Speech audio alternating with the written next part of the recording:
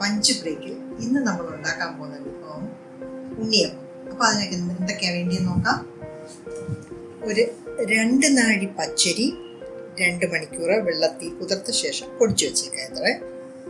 ഇനി 1 കിലോ ശർക്കര ഒരു 3/4 ഗ്ലാസ് വെള്ളം ഒഴിച്ച് പാനിയാക്കി കാച്ചി വെച്ചത്, ഒരു 15 ഏലക്ക, 1 ടേബിൾ സ്പൂൺ 1.5 ടേബിൾ സ്പൂൺ പഞ്ചസാര ഇട്ട് പൊടിച്ചത്,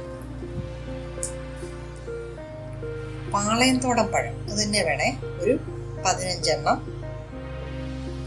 മിക്സിയിൽ അടിച്ചത്. ഇവയെല്ലാമാണ് നമുക്ക് ഉണ്ണിയപ്പത്തിന് വേണ്ടിയത്. ഇതെല്ലാം കൂടെ കുഴയ്ക്കാം. അപ്പം നമ്മൾ 2 നാഴി അരി പൊടിച്ചതും 15 ഞാലി പാളയംതോടൻ പഴവും ഏലക്കയും പഞ്ചസാരയും കൂടെ പൊടിച്ചതും ശർക്കര പാനി എല്ലാം ചേർത്ത് നമ്മൾ നന്നായിട്ടൊന്ന് കുഴച്ച് വെച്ചേക്കാണ്. ഇനി ഇതിലേക്ക് 2 ടേബിൾ സ്പൂൺ നെയ്യൂടെ നമ്മൾ ചേർത്ത് കൊടുക്കും.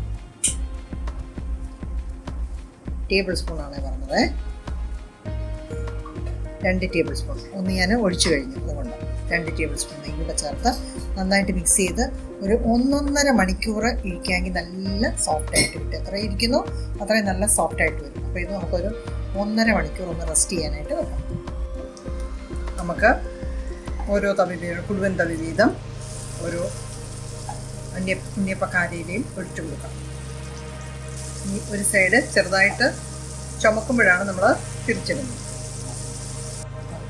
അപ്പോൾ 1.5 മണിക്കൂർ കഴിഞ്ഞ് നമ്മൾ ഉണ്ണിയപ്പം അതിൻ്റെ പാത്രത്തിൽ ഒഴിച്ച് തുടങ്ങി. ഒരു സൈഡാകുമ്പോൾ പതുക്കെ തിരിച്ചിട്ട് കൊടുത്തു. ചെറിയ ചുവപ്പാകുമ്പോഴത്തേന് പരുവായി. അപ്പോൾ കണ്ടോ, നല്ല സോഫ്റ്റ് ഉണ്ണിയപ്പം.